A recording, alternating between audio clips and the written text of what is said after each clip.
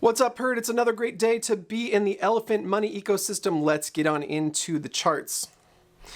First and foremost, we got Big Daddy Bitcoin bouncing off the lows here. I was expecting a dump over the weekend, but we actually got a pump, which is surprising.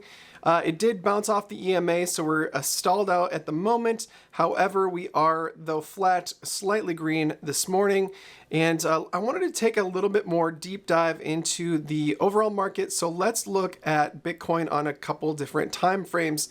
We do see whale money moving into the market here, so that's a really good sign to see on Bitcoin, as we did kind of bottom out here as we did back here in January when we first took our pump off of the daily chart. Now let's look at the weekly as well.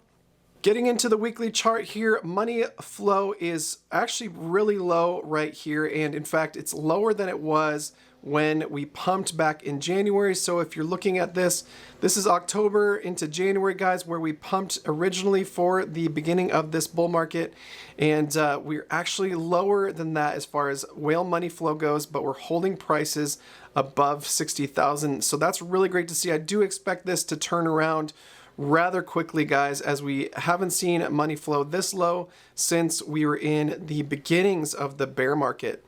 So let's look at the monthly as well before we move on. Bitcoin on the 1 month is high as far as whale money flow, but it is starting to turn upward, guys. So I do expect that we should see continuation of this. If you look at previous cycles, guys, we have this sort of movement for a while, and then we have an upturn into this massive bull trend here. I do expect that this could be possibly the upturn on the monthly that we're looking for to get this right here. This little upturn right here could be very similar to this one, which will put us into the next skyrocket factor in the bull run for Bitcoin. All right, getting back into the daily chart, let's look at the rest of the market here. We've got Ethereum. Ethereum had a nice little bounce as well. I think there may be some anticipation of the ETH ETF news.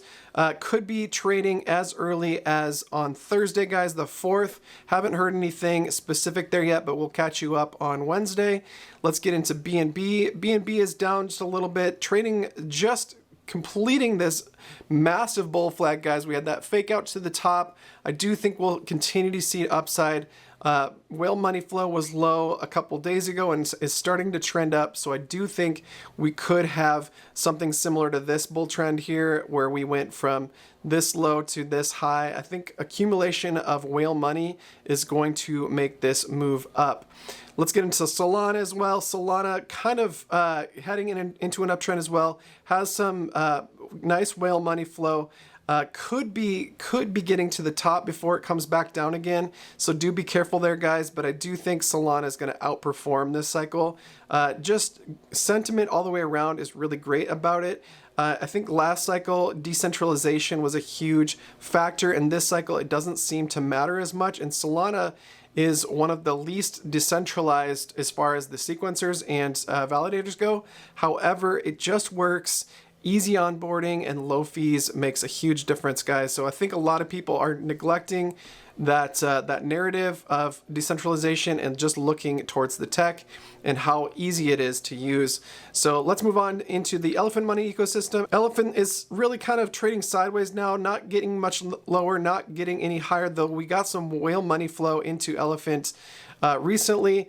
I don't think we're taking any more money out of the ecosystem, so we could be in a place to accumulate if you're into elephant. However, the tip of the spear, guys, is trunk, so I don't want to distract you from that. We did see a massive gain over the last couple days here. Let's look at gains from the bottom of the wick here 3 days ago to the top of the current price right now. We're looking at a 14% jump in just 3 days, 15% even. Guys, the herd is rowing in the same direction and it's looking fantastic. So that's the BNB chart. Let's look at the USDC chart on Salana. We're looking pretty similar here. There was a decent gap between prices a little bit earlier today. We're on Meteora. We had a price of up to, I believe, 84 cents, and on BNB had a price of 82 cents. It looks like that peg is getting armed by somebody here, or the buys are just getting larger on the BNB chain and they're breaking down that massive amount of trunk in liquidity pools over there. Now, that brings me to my next point, guys. I did want to mention, if you go over to elephantmoney.com/trunk and go to the BNB chain and copy this token address and then bring it over to BSC scan, guys, type this in here, click on the token tracker here, and then go to holders. Currently, the PancakeSwap V2 Trunk versus BUSD pool has a slight advantage on the quantity of tokens that is holding Trunk, but this address here is the Trunk Turbine, guys, and it's creeping up really close. It looks like we were about 8,000 shy of seeing a flip on the Trunk Turbine versus the Trunk BUSD pool on the BNB side, and that's massive for the upward price appreciation of Trunk. Another thing I want to bring to your attention, guys, is head over to SK Crypto K's YouTube channel for a great strategy session on borrow and lending on the Trunk tokens in Solend, guys. He's done a great job outlining 3 very specific strategies in order to profit using the Solend application on Salana and either supplying Trunk or supplying USDC for some great yields on USDC, and a very advanced yet low risk strategy on how to get Trunk tokens lending USDC and borrowing USDC inside of Solend. I'll make sure to link that in the description below, so give that a watch before the end of the day. And last but not least, guys, here's a quick overview on the Solend pool. We have a whopping 17 million total supplied to the Solend pool, which is fantastic, guys. This USDC pool keeps growing, the Trunk supply keeps growing, and we're getting massive APRs and consistently massive APRs.